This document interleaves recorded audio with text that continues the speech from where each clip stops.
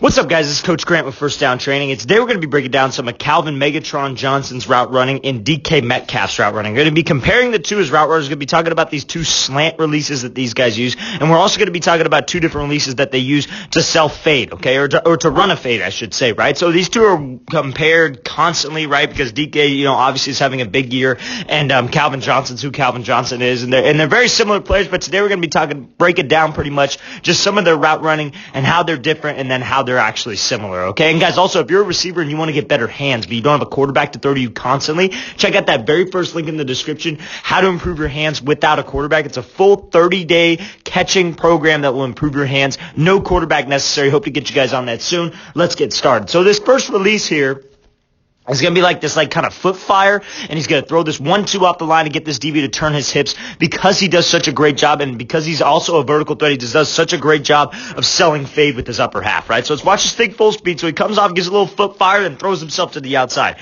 Very important that he shoots his head and he shoots his upper half to the outside. Now, the thing is, DB's eyes are a little high, right? As a DB, you don't want to be looking at these shoulders and those eyes because this will lie to you, right? You want to be focused on those hips. The hips is what will take you there, right? But if we do a good job of throwing my hip, almost like a crossover as a receiver, that's going to be able to get me some separation. So you see how when Johnson comes off here and he throws him with this 1-2, you see how he turns his whole upper half, right? It's almost like he's working a crossover here, like he's playing basketball. That's what's going to get this DB to turn his hips. Now, the whole reason this works and the whole reason you want to go with this release, because obviously there's a size difference. Obviously he's a threat in the red zone. Same with Metcalf. So we want to use that to our advantage, right? To take an inside release to run this slant, right? Because if I'm selling vertical, if I'm selling like I'm just going to give this quick jab to the inside and it's a race to the back of that corner of the end zone, like we've done so many times before, especially as a bigger receiver, especially if you're a red zone threat receiver where you get a lot of jump balls, you get a lot of 50-50 opportunities,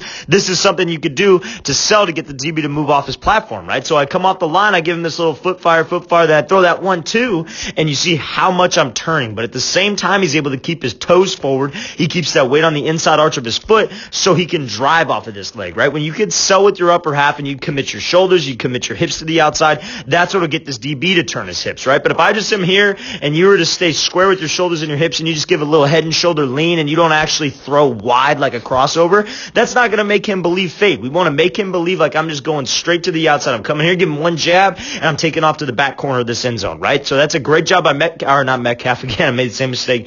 Johnson working this release, throwing his upper half, accelerating off this thing, and just fighting through the hand contact here too, because you guys got to understand, when you get a DB to turn his hips and he shoots this hand as a recovery, I can just chop this thing, I can just rip it down, because if you get that hand off and his hips are here, his hips lock out and you're able to create some separation. And you see here, this is a big window in the red zone for the NFL. It's a great job by Johnson working this thing. Let's watch this thing again full speed. So coming off here, quick feet, throw that upper half, make sure I'm selling vertical and making this play. So now we're going to be looking at the exact same release here from Metcalf, okay? So now, in a different kind of situation, not so much on the goal line, but again, we're in the red zone. So this DB is obviously going to be threatened by this go route because it's such a mismatch. You guys got to understand that, right? When you're a bigger receiver, when you're a bigger explosive guy, it's such a mismatch when you're in the red zone because it's just they're playing a guessing game, right? And it's just like the quarterback could put this thing in such an accurate spot that if the receiver and him have good timing, good chemistry, it's almost impossible to guard, right? So we got to make sure that we use that to my advantage. I got to make sure that I'm selling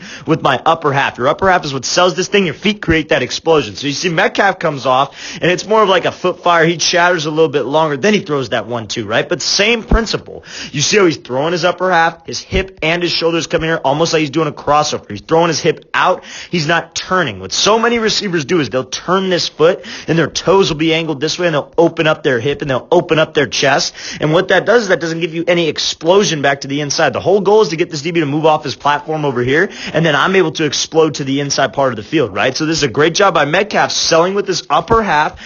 One thing I would like to keep that elbow in just a little bit tighter, just because when you throw that hand out wide, it really, I personally don't think that sells enough. Like, I would rather rip this hand across and almost rip that left one back to sell like you're just taking that quick speed release to the outside off of this inside leg. But that's a great job, again, keeping the toes forward so he's able to keep that weight on the inside arch. You see how much he's able to push off of that leg, because when we get that DB to be off his platform, not as much as the other one, but again, he's leaning to the outside. His weight is shifted to the outside leg. What's his recovery hand?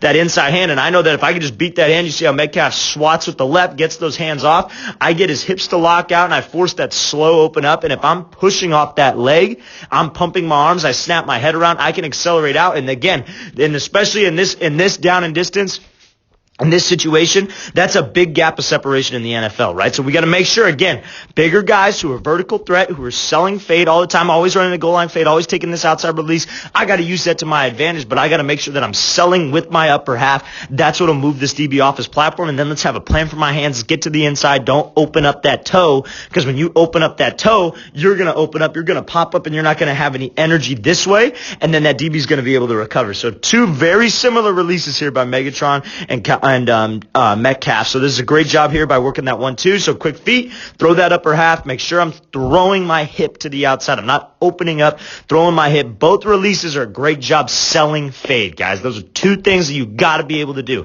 Got to be able to close the distance with the DB. Got to get him thinking fade. Got to be able to throw my hip, keep your toes inside. Both of those guys do that exact same release very, very well because they're both vertical threats, right? And so that's the DB's worst nightmare, especially in man coverage, especially when we're down tight in the red zone goal line. They don't want to get beat to that back corner, so we got to threaten them there, okay? So now we're going to be looking at these two fade releases, very different releases, both against man coverage, but it's like an inside release, right? And then we're going to be looking at an outside release for Metcalf. So we come here, Johnson comes out the line, and he's just going to be trying to take this quick speed release to the outside. Biggest thing I want you to understand is that it's okay to take an inside release on a fade, right? Especially when this DB takes it away, right? So when he comes off the line here, you see how he's going straight to the outside. DB shoots way out there. Let's just swap by. Let's just react. Releases at this point right here, it's all about reacting, right? If I know I'm just going to get walled straight into the sideline, don't just keep running there. Sometimes we got to be able to react off of it. Sometimes we got to be able to have a reactionary plan rather than just an initial plan off the line. I think that's something that Megatron does very, very well here. So he comes off the line, he just tries to give that quick little speed release. Let's get him to the outside, but this DB's jumping way out there, immediately trying to take this thing away. Okay, that's fine. If he overcommits to the outside like this, there comes a point where he has to commit. All I can do is I just want to swat that inside arm again. We get his weight to the outside. What's going to happen? His hips are going to lock out if you get those hands off. And you see where Megatron, where he's being so strong and physical with the upper half. He's being violent with his hands. He's attacking that point of control, right? So that point of control is the back of his shoulder. When he swats the back of his shoulder by, that's a point of control where this DB's going to be able to be off platform. And then when I can hit that point of control, take that inside release, when you're a bigger guy, when you're a bigger jump ball threat guy, vertical threat guy, just a freak athlete, right, like Megatron is and like Metcalf is, all you need is just a little bit of space for that quarterback to give you a chance. The whole goal is to get the quarterback to give you a chance. Give me a chance. Put it above the rim if you need to, but throw it within the vicinity of this guy, and then I can make a play. Believe me, this is so easy for a quarterback to make this throw. And like receivers, they get so caught up in fades like, oh, I got to take an outside release, got to take an outside release. If you're a consistent pass catcher and you're able to make these tough catches in traffic, it don't matter. You're going to be able to, the quarterback will give you a chance if he likes the one-on-one matchup. And anytime I get one-on-one, if I'm a quarterback and it's this type of receiver against a smaller DB, I'm going to take it, right? I'm going to take that 100% of the time. So make sure that we're able to react off the line. We don't just let this DB force me straight into the sideline. I'm able to react, take an inside release, and then get up vertical. Let's watch this thing again, full speed one more time. So he's coming off here. React. DB jumps to the outside, taking away the outside release. Okay, that's fine. Let's take the inside release. Let's get some separation, and let's get upfield. All right, so now we're going to be looking at this outside release fade here from Metcalf. So this is, I think he's a way better route runner than people give him credit for, and I personally think he's a better route runner than Megatron is. Obviously, he's got a ways to go before he gets to that level. Megatron's one of the best to do it, but I personally think he's a better route runner, okay? That's my opinion. I think he's very, very explosive from this situation. So again, inside shade DB, right? So why wouldn't he just take the outside release like this, like Megatron did in the last clip? Why wouldn't he just run to the outside right now? DB's in the last clip, the DB wasn't inside shade. He was like head up. But this one's he's inside shade. So why wouldn't I just beat him with speed to the outside? Because exactly what will happen in the last clip is going to happen. The DB's just going to force him. The whole reason the DB's in shade is to take away like drag. Don't let you cross his face. He's trying to seal this inside. He's trying to force to the outside and force to the sideline because the sidelines is his help, right? So what do I got to do? I got to threaten him to the inside.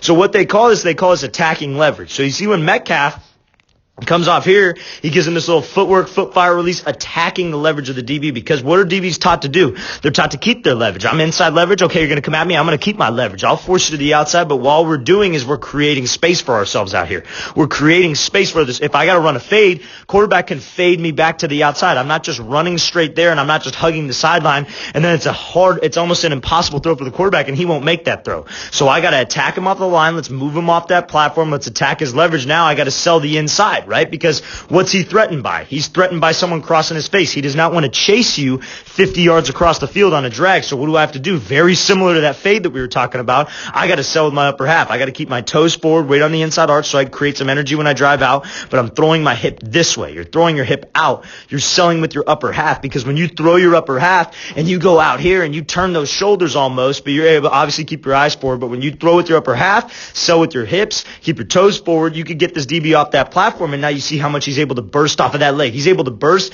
and there's a ton of separation. And now if that line, that stick right there where he's pushing off the inside arch, that creates explosion. And explosion will turn into acceleration if we keep a good pad level, if I pump these arms and I continue to push downfield. And you see how he keeps his head down because he's focused on widening the distance with this DB. You work him off that platform. You don't just go straight there and let him wall you. I don't care how big, I don't care how physical you are. If you just go to the outside right there in an inside leverage DB and you don't attack him, you don't give him something to freeze him on the inside, he's just going to wall you straight to the sideline. Impossible throw for the quarterback, and we're not going to get the ball. We got to give him something off the line to work him off that line. And you see how he keeps his head down, pumps those arms, focused on widening the distance, and then makes this catch over the top. That's a hell of a route by Metcalf. Great job attacking leverage, fellas. We can't just go. If we just go, we're going to get walled into the sideline. Play's going to be over, not have any space for the quarterback, and we're not going to come back to us again. So great job giving him this little footwork, foot fire release, throwing that 1-2. Threaten his inside, make sure I keep my head down, and let's pump those arms and accelerate upfield. All right, guys, I really want to thank you for watching. I really appreciate it. If you have any questions at all, please leave those in the comments. I'll get back to you as soon as I possibly can. And again, if you're a receiver and you want to get better hands, right, don't have access to a quarterback, don't have access to somebody who could throw the ball to you 24/7, but you want to get better hands, hand-eye coordination drills, grip strengthening exercises, check out that very first link in the description. It says how to improve your hands without a QB. I'll see you guys next time.